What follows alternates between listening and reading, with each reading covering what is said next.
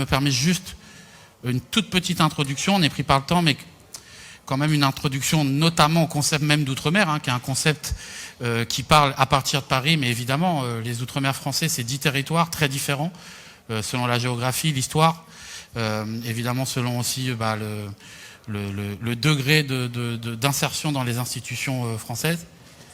Voilà, et que donc on ne peut pas parler des Outre-mer d'une manière globale et générique. Pour celles et ceux qui ont déjà eu l'occasion de venir dans l'un ou l'autre des territoires, vous savez très bien qu'entre la Guyane, qui est sur le continent sud-américain, la Réunion, qui est dans l'océan Indien, les Caraïbes, bon voilà, il y a évidemment des réalités qui sont très différentes.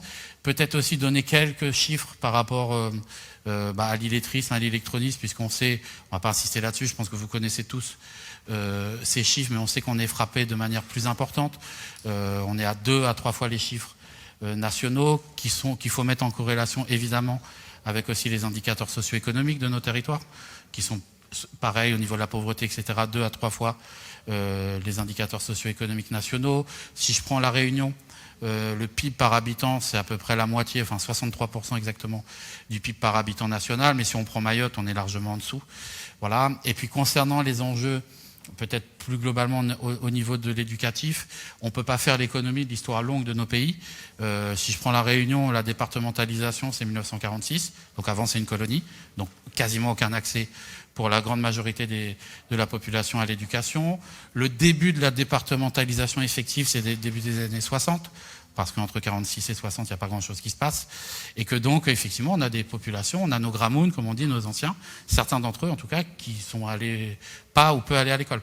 Voilà. Donc on a eu, en tout cas, un rattrapage structurel assez important, mais il n'empêche qu'on a évidemment des déficits structurels qui sont liés à l'histoire, à l'économie, à la démographie, voilà, qui sont importants, et qu'il faut mettre aussi en relation avec notre environnement, parce que pour le coup, si par exemple le PIB par habitant à La Réunion est 2 fois moindre de celui de l'Hexagone, il est beaucoup plus élevé que les pays autour. Donc ce qui aussi a des conséquences sur évidemment notre intégration dans l'environnement géographique. Voilà à peu près ce que je voulais donner un peu comme élément. Donc là on va surtout parler, je pense, de la Guadeloupe et de la Réunion. Donc voilà, faut pas nous en vouloir si ce dont on parle est contextualisé, mais c'est comme ça. C'est compliqué de parler au nom de territoires qu'on ne connaît pas ou peu. Et voilà, c'est à peu près ce que je voulais dire en termes d'introduction. Je vais peut-être, a priori ça ne marche pas, donc je vais peut-être commencer avec vous, madame, si ça vous va, madame Romuald. D'abord, merci d'être ici. Comme première question, est-ce que vous pouvez nous faire un état des lieux un peu du numérique, de l'inclusion numérique dans votre territoire, les freins que vous avez pu identifier, peut-être les capacités aussi. Voilà. Merci. Bonjour à tous. Merci, monsieur le député, pour votre invitation. Et donc, oui, la Guadeloupe, située dans les Caraïbes, première chose qu'il faut dire, c'est qu'en matière de numérique, chez nous, les choses avancent.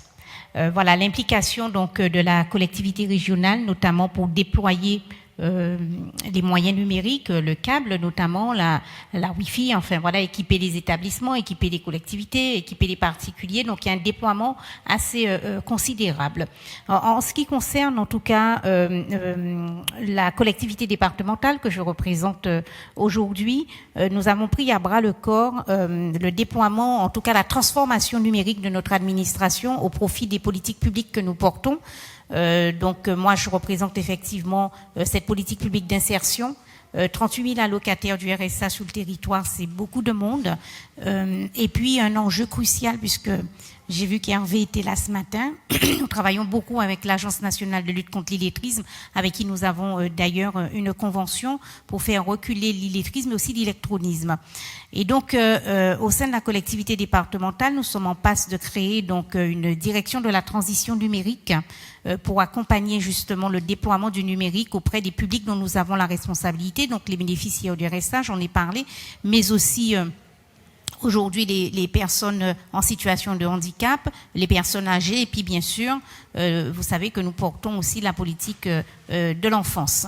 Donc l'ensemble du développement du numérique est transversal dans notre collectivité et nous y travaillons, on va dire, à 2 niveaux.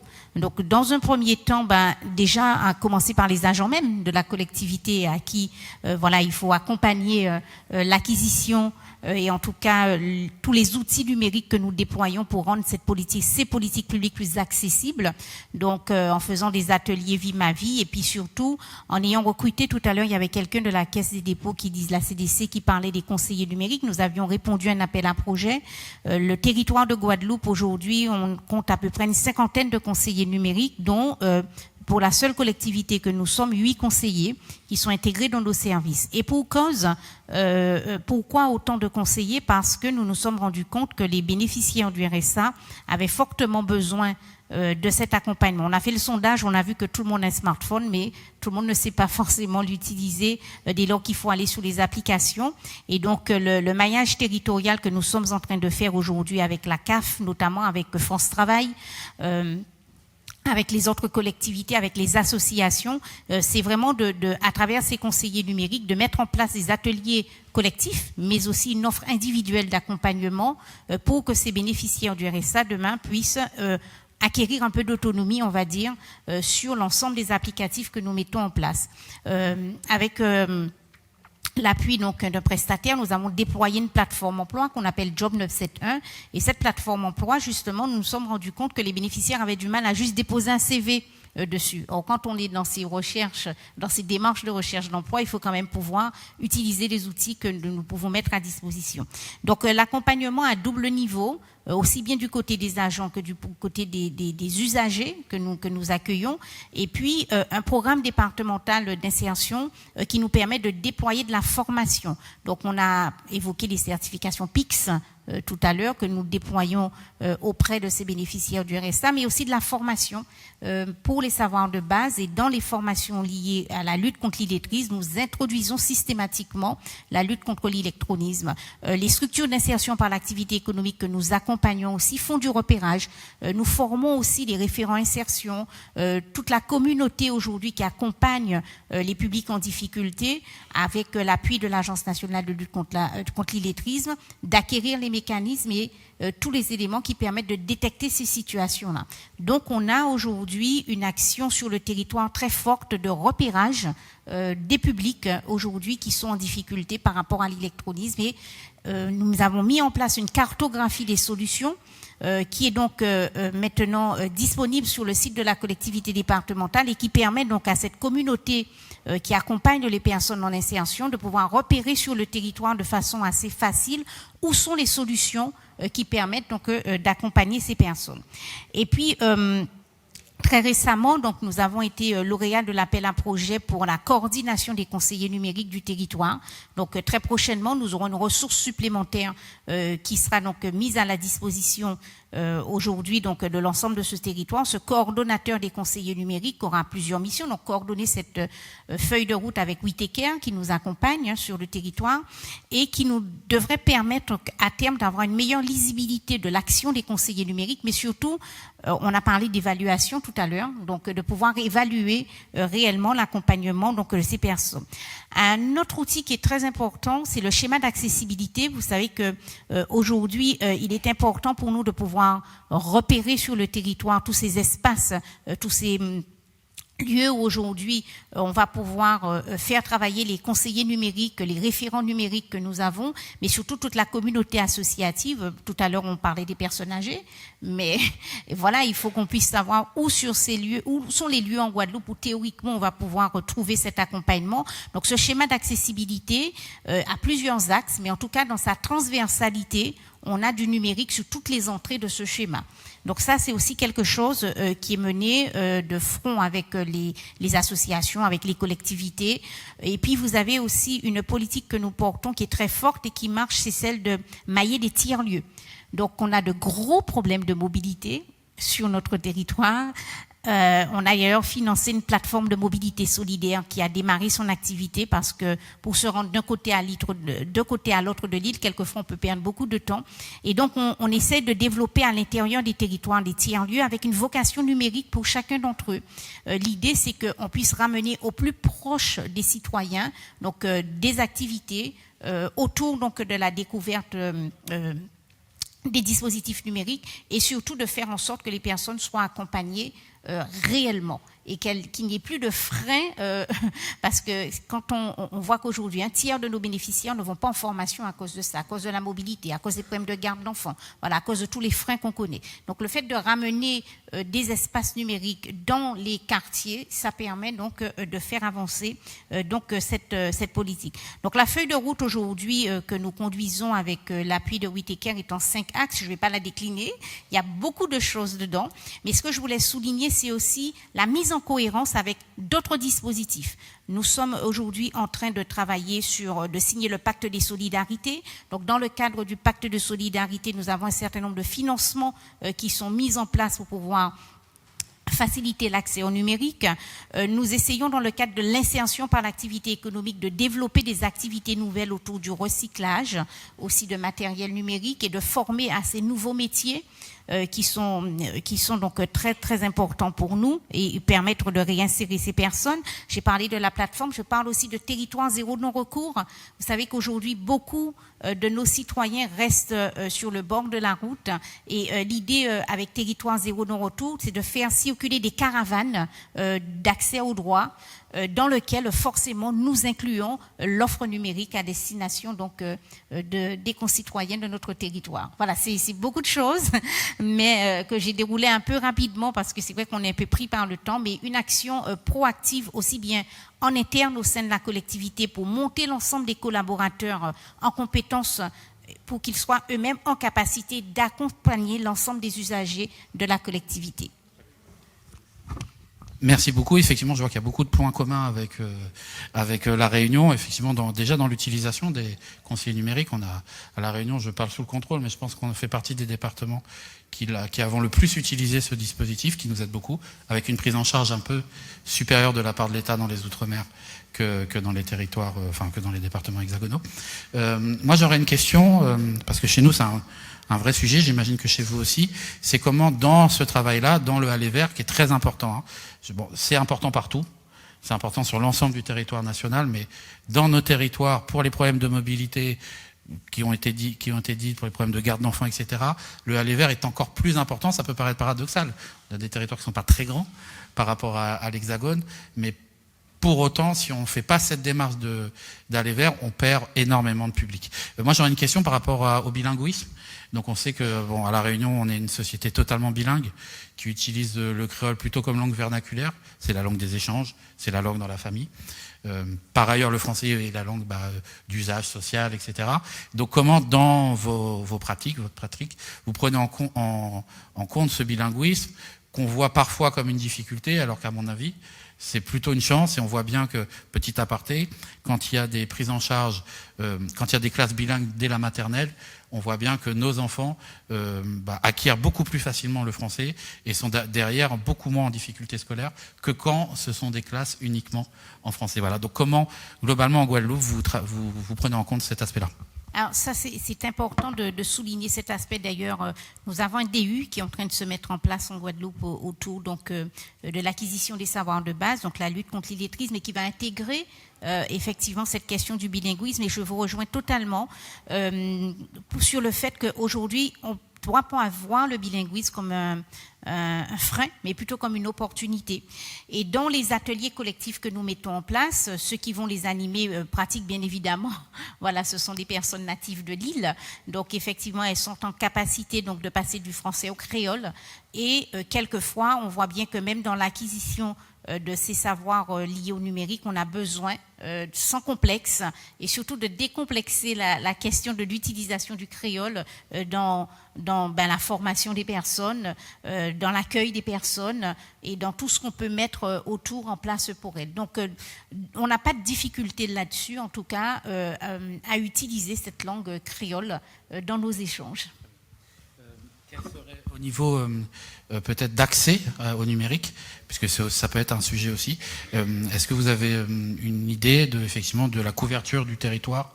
Est-ce qu'il y a des problèmes techniques d'accès au numérique en Guadeloupe ? Alors on a des zones blanches, comme tout le monde, donc c'est vrai que la zone un peu économique de la Guadeloupe, Basse-Terre-Abîme, Pointe-à-Pitre, là, qui concentre la majeure partie, une bonne partie de la population, les bien couverts. Plus on va s'éloigner de ce territoire, plus les choses seront compliquées. Mais comme je le disais en début d'intervention, nous avons donc aujourd'hui des travaux qui sont en cours avec la région Guadeloupe pour déployer la fibre sur l'ensemble du territoire. Alors vous dire le pourcentage, je ne voulais pas dire de bêtises, je ne sais pas exactement où est-ce que nous en sommes dans le déploiement de cette fibre, mais de plus en plus de communes aujourd'hui sont fibrées. Et puis une priorité sur les établissements scolaires, puisque là, il faut qu'on arrive à avoir des équipements qui tiennent la route, d'autant plus qu'on a des formations dans le numérique aujourd'hui qui se mettent en place. Donc voilà, une attention particulière aux établissements scolaires. Peut-être juste un point un petit point par rapport nous à la Réunion. On est un des départements les plus fibrés. Ah, très bien. Donc, on est un des départements les plus fibrés. Et dernier petit point, puisqu'on l'a évoqué avec quelques participants, on a déjà discuté avec Madame Piron quand on a fait des auditions. Vous savez que les opérateurs ici dans l'Hexagone proposent des tarifs sociaux qui sont donc adaptés à des publics qui sont en difficulté pour pouvoir avoir accès au numérique. Ces tarifs sociaux ne sont pas accessibles dans les Outre-mer pour plein de raisons sur lesquelles on ne va pas revenir là, mais ça reste, je pense, un combat qu'on peut mener à l'échelle collective pour que finalement nos territoires qui sont concernés au plus haut point par des difficultés sociales et économiques puissent bénéficier de ces tarifs sociaux parce que très clairement, le pouvoir d'achat, c'est aussi un des freins dans nos territoires. Nous, on a la fibre à peu près partout, mais on a des gens qui ne peuvent pas se payer un abonnement parce que ça coûte trop cher par rapport à leur pouvoir d'achat. Donc c'est un vrai sujet aussi dans l'accès au numérique. C'est pas uniquement le sujet technique, mais aussi le sujet pouvoir d'achat. On va passer à Elena. Est-ce que tu es là, Elena ? Oui, je suis là. Est-ce que vous m'entendez ? Oui, super. Ok, très bien. Bonjour. Bonjour. Je te donne la parole. Je crois que tu as une petite présentation, puis après je te pose les questions, c'est ça ? Oui, c'est ça. Parfait. Très bien. Je te laisse la parole. Bonjour, merci. Bonjour à toutes et à tous. Donc, petit problème technique, je ne pourrai pas vous voir et vice-versa. Mais je vais essayer d'être assez dynamique pour ne pas vous perdre en cours de route dans ma présentation. Donc, je m'appelle Elena Burglener et déjà, je tenais à vous remercier de m'avoir conviée à ce colloque. Donc moi, j'ai plusieurs casquettes. Je suis présidente de l'association Run Fabrique, tiers-lieu de production labellisé manufacture de proximité dans l'ESS et la valorisation des déchets végétaux.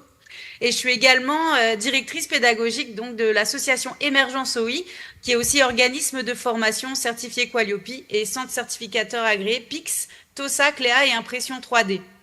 Donc nous sommes une asso de loi 1901 qui œuvre depuis près de 2 décennies, non seulement dans la lutte contre les 3I, mais aussi pour l'accès aux compétences contemporaines, modernes, la lutte contre le décrochage scolaire et les discriminations. Et il faut le dire, la dématérialisation des services a fait du numérique la bête noire de nombreuses âmes. Mais rassurez-vous, car tout n'est pas perdu, car comme le reflète notre slogan, s'engager avec Émergence OI, c'est choisir de placer l'humain au cœur du digital.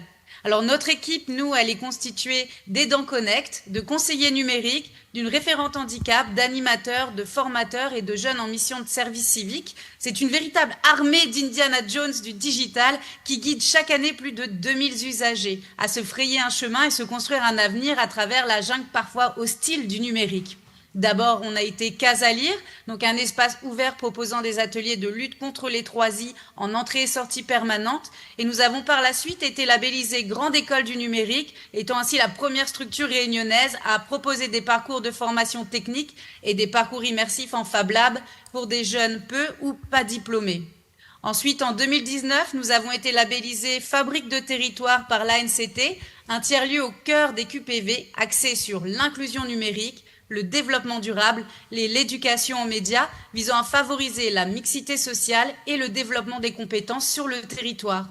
Nouveaux lieux, nouveaux liens, pour redonner le goût et l'envie d'apprendre à apprendre, d'ouvrir de nouveaux horizons, nous avons traduit nos valeurs d'écoute, de partage et de transfert de compétences à travers la création d'un Media Lab pour booster la créativité et mieux appréhender les biais cognitifs, ainsi qu'à travers un Fab Lab pour décloisonner les milieux socio-professionnels tout en favorisant l'émergence de l'intelligence collective.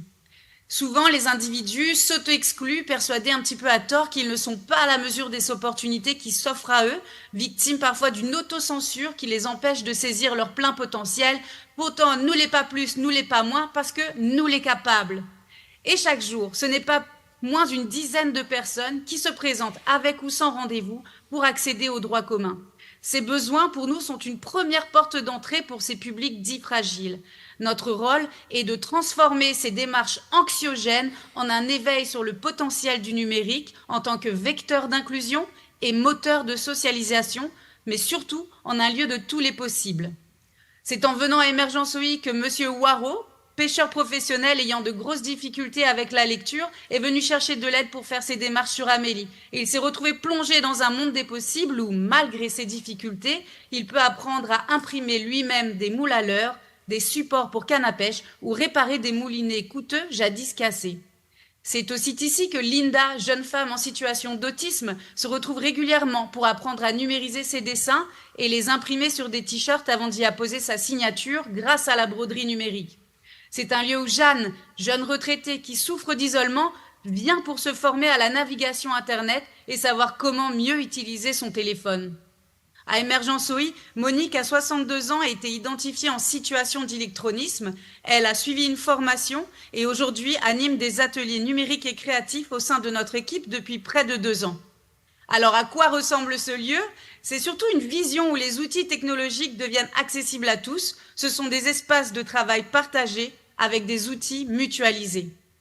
Le Fab Lab est un outil puissant pour lutter contre les 3 I, en favorisant la mixité sociale, en rendant accessibles ces outils, machines et compétences, mais surtout en promouvant une pédagogie hybride et l'innovation par tous et pour tous. Les Fab Labs sont un outil puissant pour l'inclusion des publics en situation de handicap, en les rendant acteurs de la fabrication de leurs propres aides techniques. C'est un outil puissant pour les exploitants agricoles qui ont peu de temps pour se former et ont besoin de réponses rapides et concrètes. C'est aussi un outil puissant pour les programmes éducatifs, incluant des outils comme le robot Nao, où les compétences numériques alimentent l'esprit critique et la résolution de problèmes. C'est un outil où les jeunes ados en difficulté peuvent venir créer leur tout premier podcast, fabriquer leur uniforme, leur logo, créer leur image de marque et leur identité numérique. Un outil où la high-tech rencontre de plus en plus souvent la low-tech dans une démarche de promotion de la sobriété numérique. Les enjeux du numérique à La Réunion, sur un territoire insulaire, ne doivent plus se limiter à l'accès aux démarches administratives, mais nous devons utiliser l'inclusion numérique comme acteur d'innovation par tous et pour tous et toutes, notamment dans l'éducation, la formation, l'emploi, l'accès aux services, la participation citoyenne et la création d'opportunités économiques.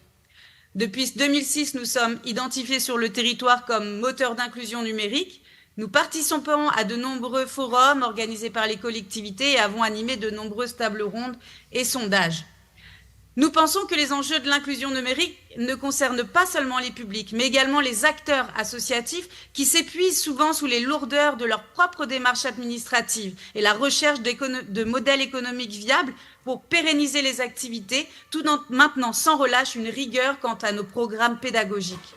L'inclusion numérique, c'est avant tout une question d'empouvoirment, d'égalité, de parité, un point de rencontre entre l'humain et le numérique, entre les cultures, le patrimoine et les nouvelles technologies. Dans un monde où l'intelligence artificielle accélère la productivité, mais également la propagation des fake news et des cyberattaques, où nos modes de consommation doivent être repensés, où les mutations s'accélèrent un peu plus chaque jour, il est urgent de pouvoir libérer les acteurs de l'inclusion numérique des inquiétudes financières et administratives. Des dispositifs de financement, bien sûr, naissent, mais certains s'essoufflent. Les marchés pour la formation des demandeurs d'emploi sur un territoire insulaire monopolisent l'accès à la formation et vont à l'encontre d'une concurrence saine et adaptée aux besoins constamment changeants de notre société. À Émergence OI, nous sommes convaincus qu'il est indispensable de renforcer le soutien institutionnel pour la lutte contre la fracture numérique et en faveur de l'inclusion. Elle ne doit plus se limiter à la mise en place de forums, mais un réel engagement et accompagnement des structures engagées comme la nôtre. L'accompagnement dans le financement de mesures d'impact par des structures externes, démocratiser l'accès aux badges de compétences et le soutien financier à des programmes pédagogiques innovants sont essentiels. car tout comme l'inclusion numérique, l'innovation sociale et l'accès numérique, social et professionnel est un parcours semé de challenges, de défis, de doutes et de succès quotidiens que nous nous devons de soutenir pour réduire la fuite des cerveaux, mais surtout promouvoir l'égalité des chances. Donc en conclusion, pour répondre aux enjeux grandissants du numérique sur nos territoires aujourd'hui, il ne s'agit plus de savoir lire, mais de comprendre l'information sous le prisme de l'esprit critique. Il ne s'agit plus de savoir utiliser un ordinateur, mais de se connecter à l'innovation. Il ne s'agit plus d'inclusion numérique sociale et professionnelle, mais de démystifier les rapports à l'autre et à soi. Il s'agit de donner aux aidants les clés de la sérénité vers le développement de véritables carrières, ici aussi dans les Outre-mer, en devenant forgeur numérique, fabmaker, conseiller numérique, aidant connect, formateur aux outils numériques. On dit qu'il faut tout un village pour élever un enfant, c'est donc toute la société qui doit se sentir concernée et impliquée dans cette approche holistique et cet effort collectif en continuant à accompagner les usagers et les acteurs. Nous devons viser toujours plus haut et viser la Lune s'il le faut pour espérer atterrir dans les étoiles. Nous devons unir nos forces pour faire de l'inclusion numérique un enjeu majeur dans les Outre-mer. Merci beaucoup. Merci à toi, Elena, pour cette très belle présentation. Effectivement, moi, je confirme tout ce qui est dit, puisque j'ai vu ce qui est fait. Et vraiment, Émergence OI est un acteur très identifié maintenant à La Réunion, très repéré par les acteurs institutionnels, que ce soit les collectivités, que ce soit la préfecture, et qui fait, je parle en tant que travailleur social, qui fait parfois des miracles, puisque moi, j'ai vu quelques situations, effectivement, de gens qui paraissaient très éloignés du numérique et qui sont rentrés dedans. Et justement, tu as un petit peu commencé à en parler, enfin tu as donné quelques exemples, mais bon, il y a une question vraiment qui est très importante et c'est un peu la base de votre démarche. Hein. C'est en fait en quoi vous utilisez le numérique pour finalement détecter, accompagner et même proposer finalement des portes de sortie aux personnes, enfin des formations, qui maîtrisent pas les savoirs fondamentaux. Donc c'est vraiment l'un des enjeux de ce colloque, c'est bien de montrer que finalement dans le numérique, même s'il y a beaucoup de peur, beaucoup de difficultés potentielles créées, c'est aussi un outil potentiellement pour aller chercher des gens qu'on n'aurait pas réussi à aller chercher avec les moyens traditionnels. Donc je pense qu'Émergence OI est très bien placée dans cette voie-là. Donc est-ce que tu peux nous en dire un petit peu plus là-dessus? Comment vous utilisez finalement le numérique, j'allais dire pour résumer, pour faire du social derrière? Bah oui, bien sûr. Alors c'est vrai, comme je le disais tout à l'heure, la première porte d'entrée, ça va être les démarches, l'accès aux démarches administratives. Là-dessus, on a énormément de demandes de gens qui se présentent spontanément, et c'est à partir de là aussi qu'on essaye de les intégrer dans cet écosystème. Après, nous, on se sert du numérique, mais aussi on se déplace énormément dans les quartiers par le biais de forums. On travaille beaucoup avec les prescripteurs, les conseillers Pôle emploi, mission locale, pour pouvoir aussi accompagner ces jeunes, que ce soit par le biais de stages immersifs. Voilà. Ensuite, on a tout un panel d'outils aussi, de plateformes, comme le PIX par exemple, sur lequel on peut diagnostiquer le niveau d'une personne, d'autres plateformes aussi d'apprentissage qui ont été co-créées avec des orthophonistes par exemple, et qui permettent de s'adapter aux difficultés, par exemple à des personnes qui peuvent souffrir de différents troubles 10, par exemple en dyslexie, et donc avoir des plateformes qui s'adaptent aussi à ces difficultés pour avoir finalement un diagnostic qui soit plus pertinent et moins stigmatisant, surtout pour les publics qui viennent se présenter. Bien. Et dernière petite question que j'ai posée tout à l'heure à Madame Romuald, au niveau du bilinguisme, à La Réunion, on nous cause créole et on parle français. Le monsieur Waro dont tu as parlé, qui était pêcheur, mais il suppose que l'icose créole. Donc voilà, comment vous prenez en compte au quotidien dans votre pratique et ce bilinguisme-là, qui est, je le redis, une richesse bien plus qu'une difficulté. Bien sûr, déjà pour commencer, tous nos animateurs, formateurs parlent créole. Même les oreilles doivent parler et comprendre le créole. Pour nous, c'est très important, puisque le numérique est déjà une compétence technique un peu compliquée pour les personnes qui en sont éloignées. Donc rajouter une difficulté complémentaire ne serait pas forcément intéressante. Donc les accompagnements se font plus généralement en créole. Et ensuite, nous, à côté, à travers nos programmes de formation, par exemple, on identifie les modules ou les compétences s'il y a plus de difficultés, et on essaye de produire des capsules vidéo en créole pour vraiment aider à répondre à ces besoins-là. Donc l'utilisation de la langue, les ressources pédagogiques, les formateurs qui doivent être bilingues, mais aussi d'avoir des plateformes éducatives sur lesquelles on peut aussi intégrer le multilinguisme, parce qu'on n'a pas aussi que des publics créolophones, on peut avoir aussi des publics qui parlent maoré, shimaoré, on a des publics parfois qui viennent qui parlent anglais, voilà, de toutes les langues. Donc d'avoir des logiciels qui puissent utiliser par exemple la reconnaissance vocale, ou avoir des utilisateurs, des interfaces utilisateurs adaptées. D'incorporer des éléments de la culture aussi. Donc pareil, on travaille sur des programmes avec des jeunes pour travailler sur le lien intergénérationnel de MOOC, donc les systèmes de cours en ligne, mais qui pourraient être créés par des jeunes et en créole, justement, dans l'accès aux compétences numériques et aux savoirs de base. Voilà en gros un petit peu comment on essaye de travailler là-dessus. Donc après on propose ces parcours pédagogiques et on évalue un petit peu auprès des usagers s'ils pensent que ça a pu contribuer à renforcer leur savoir, et aussi souvent la mémorisation des savoirs qui sont proposés lors des apprentissages. Je te remercie beaucoup, Elena, pour ta participation et pour avoir pu montrer ici à Paris que, à La Réunion, effectivement, comme on l'a dit, nous les capables, et que Oui. notre insularité est aussi une chance, parce que ça nous oblige à un peu tout faire et à ne pas attendre que tout vienne forcément de l'État central. Voilà, donc ça prouve effectivement qu'on peut être aussi des laboratoires, pas uniquement dans les difficultés, mais aussi dans les capacités. Merci beaucoup, Elena. Merci beaucoup. Merci, Madame Rommel. Merci. Et puis je vais donner la parole à Madame Piron pour conclure.